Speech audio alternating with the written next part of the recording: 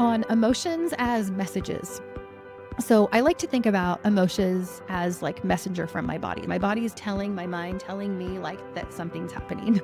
And instead of thinking about it as like emotions are negative or positive, or there's ones that I want to feel or that feel really bad or that I want to avoid or that feel really good or whatever, I want us to just think about them as visitors. They're just visitors with a message. They just came into our house and they just wanted to give us this message.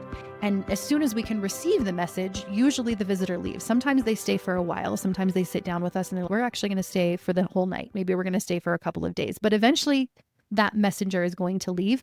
But the more deeply I can sit with the message that the messenger brings me, the more easily I'll be able to release it. Emily Nagoski, I mentioned her book the other day, but she also wrote a book called Burnout, and she talks about emotions being tunnels. And we have to enter the tunnel in order to get through to the other side of the tunnel. We can avoid the tunnel. We can see a stop sign before the tunnel and be like, no, I'm not actually going to go in there. And we can never feel any of those feelings, right? In order to actually feel the emotion, it has to be felt. Are we actually taking time to feel it? So I think of it as a message, and I listen to the message in two different ways. One is I listen to the words that the message are saying to me. And those are the under the surface words, right? So maybe you're getting a little bit more used to this now that you've been listening for a bit. It's not just the like up here consciousness words like, oh, I can't believe they did that, or oh, they're being so ridiculous, or I can't believe they, would say that to me. You can think those words first, but then you're going to go a little bit deeper, right? So what's underneath that? Well, I just don't think people should speak to me that way.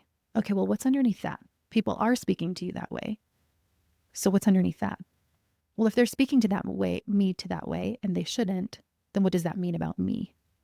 Maybe that means that I don't matter, or they're not valuing me or my opinion, right? So that is the message under the surface there.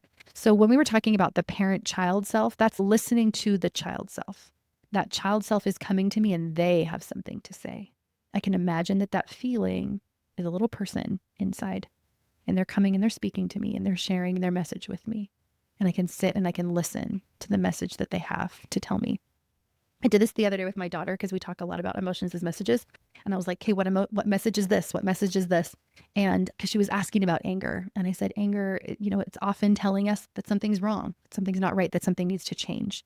And I heard her explaining this to somebody else the other day. And I was like, oh, she's really got it. And she asked, okay, what's the message from like humiliation or embarrassment? And she's 9. So this was a pretty fascinating conversation. And I didn't think of anything right away. I don't really know what the message is there. We'd gone through a lot of different messages by this time, and it was like late at night. And she was like, I think it's like, I've done something wrong that I should feel like bad about, like other people might think are weird. Maybe they think that I'm weird because I did that thing. And I thought it was so astute that she was like able to tune into a time where she could receive that message. So number 1, receiving the words that the message has to offer. Number 2 is receiving the feeling of those words. There's an energy that is present with that message. So as that little child in my mind and my soul is coming to me and they're speaking these words to me, I am also feeling something. And I'm not going to push it down. I'm not going to condescend it and tell it should feel better or calm down or that it's not that big of a deal. Nobody wants to hear that when they're feeling that way, right? Neither does my inner me. I want to sit there and I want to listen to them. And I'm going to tell them something like, you can tell me all that you want to tell me and I will be here for you. And you can sit with that feeling that is present in your body for as long as you need to sit with the feeling, for as long as they want to share that message with you. The more deeply you can allow that feeling, the more deeply you're going to be allowing the opposite feeling, the contrasting feeling as well. The more deeply we can hold discomfort, the more we'll be able to hold the comfortable feelings. So think about emotions as being messages, and you're listening to not just the words, but also the feeling by sitting with the feeling, just like you would sit with that small child that is coming up with you, to you, and sit and feel with them for as long as they need it.